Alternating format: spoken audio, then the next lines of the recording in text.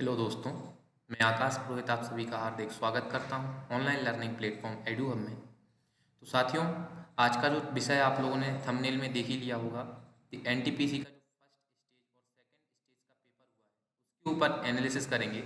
ये सिर्फ first stage और सेकंड स्टेज के लिए नहीं है। होल एनटीपीसी अगर इसी लेवल में एग्ज़ाम आते हैं जो थर्ड फोर्थ फिफ्थ सिक्स्थ रहेगी, अगर इसी पैटर्न पर एग्ज़ाम होता है पूरा, तो पूरे के लिए ये काम करेगा। लेकिन साथियों, जो फर्स्ट स्टेज और सेकंड स्टेज के जो पेपर आए हैं उसके हिसाब से मोस्टली इम्पोर्टेंट है। तो आप लोगों ने सबने देख ही लिया होगा कि किस हिसाब से इसको बनाना है, बनाने जा रहा हूँ मैं, कि एनालिसिस किस हिसाब से रहेगा। चलिए चलते हैं तो थोड़ा सा जल्दी ही अपने टॉपिक पर साथियों।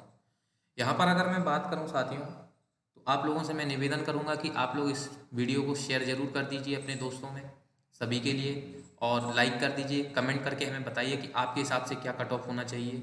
ये जानकारी आप लोगों से मैं चाहूँगा। चलिए तो मैं बताऊँ आपको कि 2016 के हिसाब से अगर मैं जोन वाइज कट ऑफ देखूँ तो कोई ज़्यादा कट ऑफ नहीं गई थी फर्स्ट स्टेज की। अगर मैं फर्स्ट स्टेज की जोन वाइज कट ऑफ देखूँ तो देखिए साथियों, ये अहमदाबाद की किस हिसाब से रही थी, 72 रही थी। ओबीसी की 64.91 यानी 57.23, ST SC इस हिसाब से रही थी।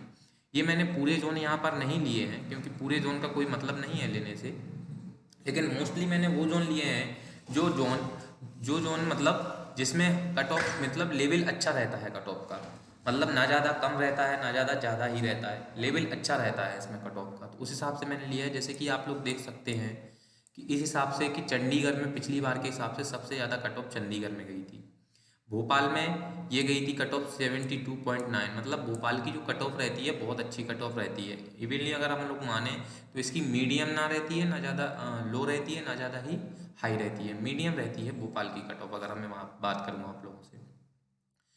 तो ये आप लोग देख लीजिए यहाँ पर कि किस हिसाब से ये कट ऑफ गई है। अब हम थोड़ा सा चर्चा करेंगे और विषय पर कि 2016 और 2019 की पेपर पैटर्न पर। देखिए साथियों कि सबसे पहले अगर हमें कट ऑफ बनाना है तो हमें इस पर गौर करना बहुत ही आवश्यक है। समझ रहे हैं आप लोग, क्योंकि यहाँ पर जो बहुत ही बड़ा चेंज आया था वह यह चेंज आया था कि 2019 और 2016 का पेपर टोटली पूरा ही अलग हुआ था। 2000 एग्ज़ाम जो हुआ था वो टोटली पूरा ही अलग था। अब आप लोग देखेंगे यहाँ पर जो है 2016 में 20 नंबर की तो मैथ आती थी पहले, और 25 नंबर की रीजनिंग आती थी, और जनरल अवेयरनेस जो पर्टिकुलर 30 नंबर की आती थी, और 25 नंबर की यहाँ पर आती थी ओनली ऑन जनरल साइंस। तो एक तो ये प्रभाव हो सकता है इतनी कम कट ऑफ जाने का। समझ रहे हैं आप लोग, क्योंकि आप लोगों ने देखा कि बेंगलोर में 64 ही गई थी। समझ रहे हैं आप लोग, तो इस हिसाब से ये जो कट ऑफ हो सकता है कम जाने का कि यहाँ पर ये मार्किंग हो जाती है। दूसरी यहाँ पर ये जर्नल अवेयरनेस ओनली 30 नंबर की आती थी। तो ये जानकारी मोस्टली है। अगर यहाँ पर मैं आपसे 2019 के पैटर्न की बात करूँ तो देखिए आप लोग कि 20 नंबर की 30 नंबर की तो यहाँ पर मैथ है, और 30 नंबर की ही रीजनिंग है, और 40 नंबर की जनरल अवेयरनेस है। अगर मैं यहाँ के पेपर पैटर्न की बात करूँ, ठीक है साथियों, तो पेपर पैटर्न इस हिसाब से बनाया है। लेकिन अगर मैं इसके ही अंदर बात करूँ लेवल की, कि इसमें क्या लेवल दिया था उन लोगों ने, क्या लेवल रहा था। देखिए साथियों, ये पर्टिकुलर मेरा मत नहीं है कि मैं आपके सामने आकर बैठ गया और यहाँ पर आप लोगों को बताने लगा कि इस हिसाब से बन सकता है।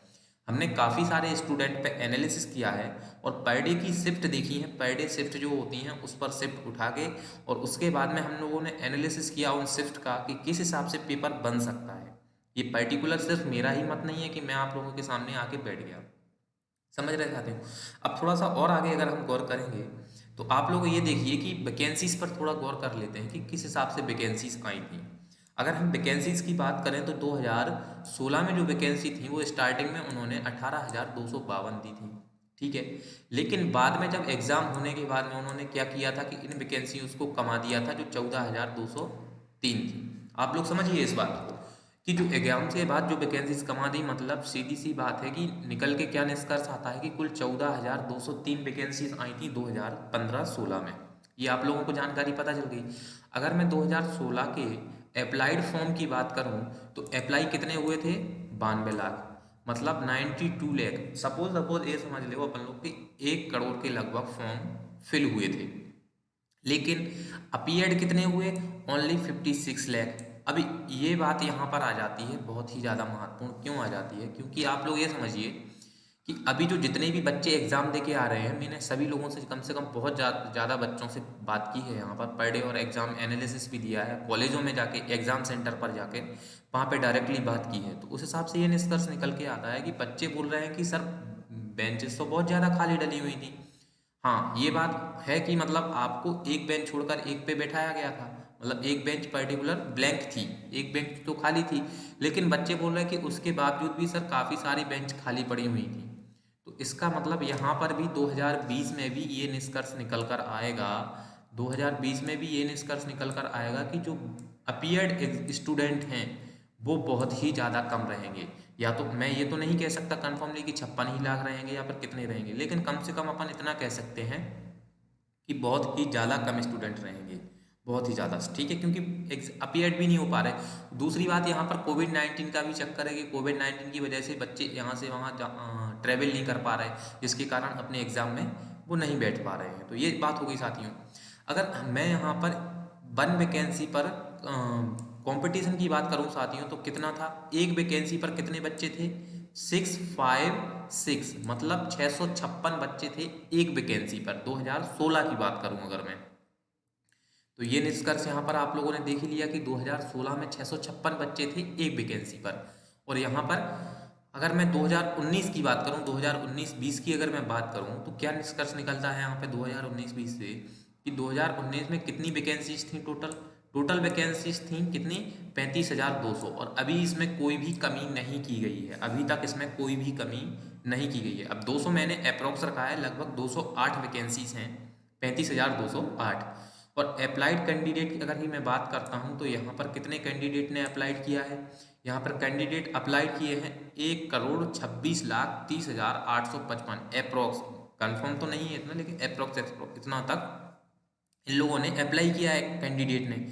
अगर मैं यहाँ पर 1 वैकेंसीज के कंपटीशन की बात करूँ, तो ओनली 1 वैकेंसीज पर कंपटीशन कितना है, ये देख लीजिए आप लोग। 1 वैकेंसी पर कंपटीशन है 359, मतलब खाली 359, एक वैकेंसी पर 359, तो मतलब 2016 से कंपटीशन तो यहाँ पर ज़्यादा है, समझ रहे हैं आप लोग। तो 2000, ये बात आप लोगों के लिए राहत की हो गई कि 2016 से 2020 में कंपटीशन बहुत ही कम है, ये आप लोग समझ लीजिए। अब ये तो मैंने निकाला है पूरे 1,26,00,000 पर, लेकिन इसमें से भी जो अपीयर्ड होंगे उसके ऊपर जो वैकेंसीज का अपना निकल के आएगा, 1 वैकेंसीज पर कंपटीशन, 1 वैकेंसी पर कंपटीशन, तो वो बहुत ही कम आएगा।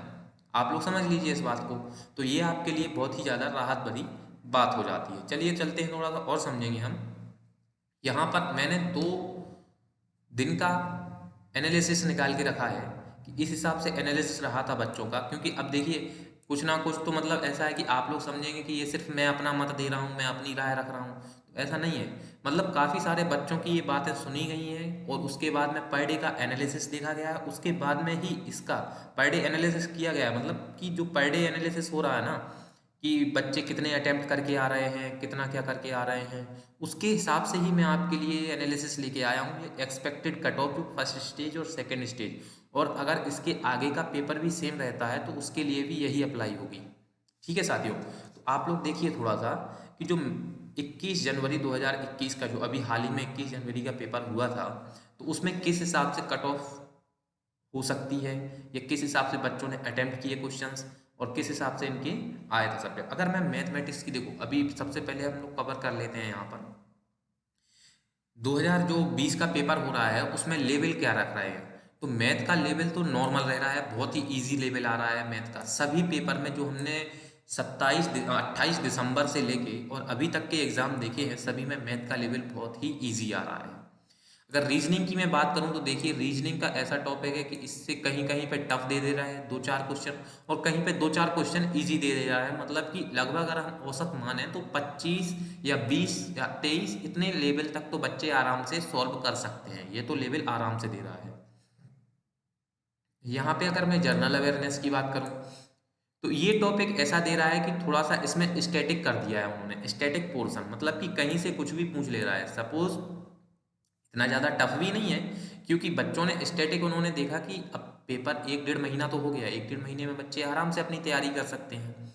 तो एक महीने जो अभी वाले एग्ज़ाम हो रहे हैं उनमें स्टैटिक तो कवर कर पा रहे हैं बच्चे, लेकिन जो पहले वाले एग्ज़ाम हुए थे स्टेज 1 के उसमें स्टैटिक कवर नहीं कर पाई थी। क्यों नहीं कर पाई थी?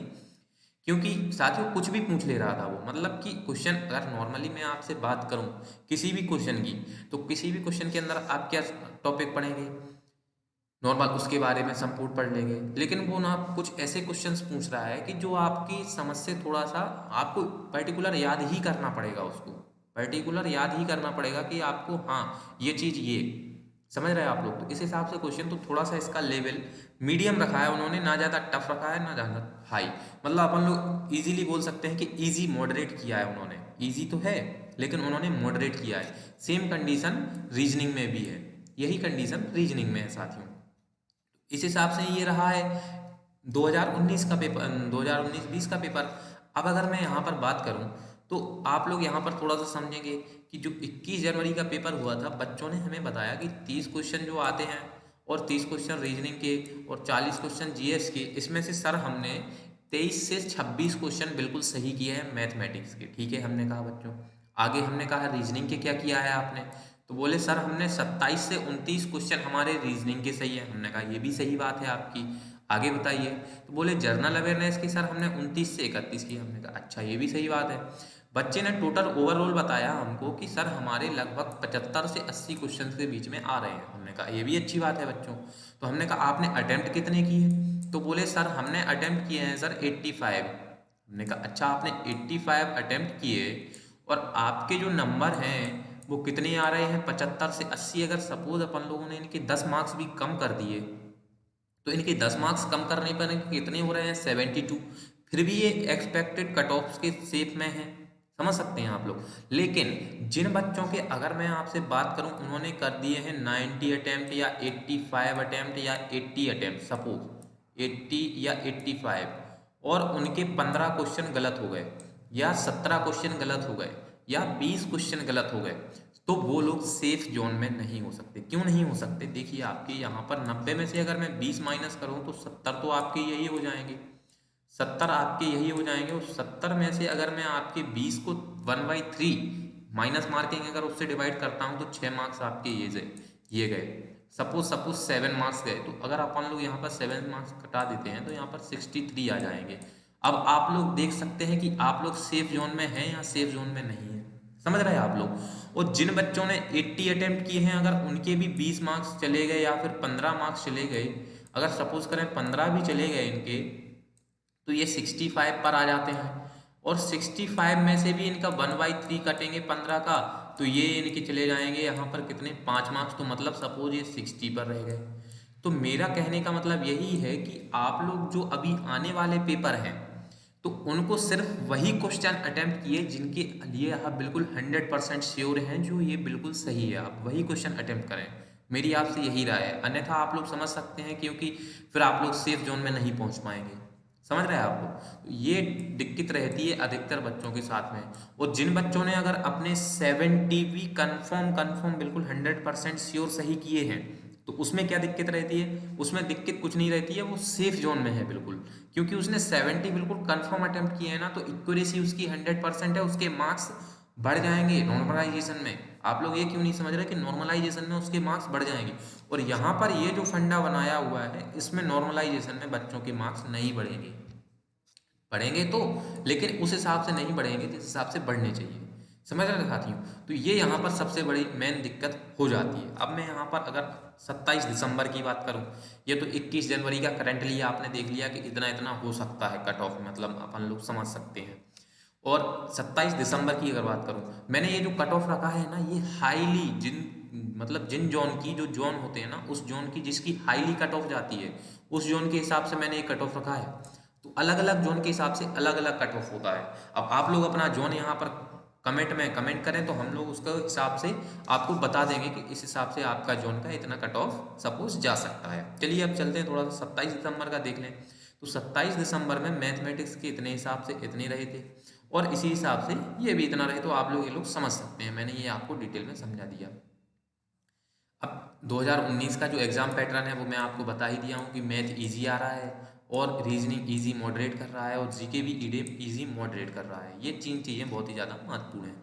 नेक्स्ट अगर मैं यहाँ पर कट ऑफ की बात करूँ, देखिए तो इन जिलों की हाई कट ऑफ जा सकती है, सॉरी जोन की, माफ़ कीजिएगा, ये वाले जो जोन हैं इनकी हाई कट ऑफ जा सकती है 2016 के अनुसार। और भी एनटीपीसी के जितने भी एग्ज़ाम हुए हैं, ग्रुप डी के हुए हैं, एनटीपीसी के जो, सॉरी माफ़ करता हूँ, आरआरबी के, माफ़ी चाहता हूँ, यहाँ पर आरआरबी के जितने भी एग्ज़ाम हुए हैं और सभी में इन जोन की जो ये जोन है ना, इनकी हाई कट ऑफ जाती है।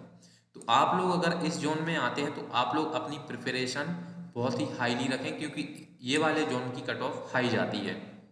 ये जो दिए गए हैं चंडीगढ़, भोपाल, अजमेर, इलाहाबाद और यहाँ पर अहमदाबाद और चेन्नई, ये जोन जो है इनकी थोड़ी सी कट ऑफ हाई जाती है। बाकी जो जोन है उनकी नॉर्मली जाती है, ना ज़्यादा हाई जाती है ना ज़्यादा ही लो जाती है, इस हिसाब से रहती है। अगर मैं आपकी एक्सपेक्टेड कट ऑफ अगर बोलूँ तो कन्फर्मली तो देखिए साथियों, अभी तो बोलना संभव नहीं है क्योंकि पूरे एग्ज़ाम भी नहीं हुए हैं। लेकिन अगर हम यहाँ पर कट ऑफ की बात करें तो यहाँ पर आपके ये समझ लीजिए कि अगर आपके 65 टू 72 के बीच में हैं तो आप लोग सेफ जोन में हैं।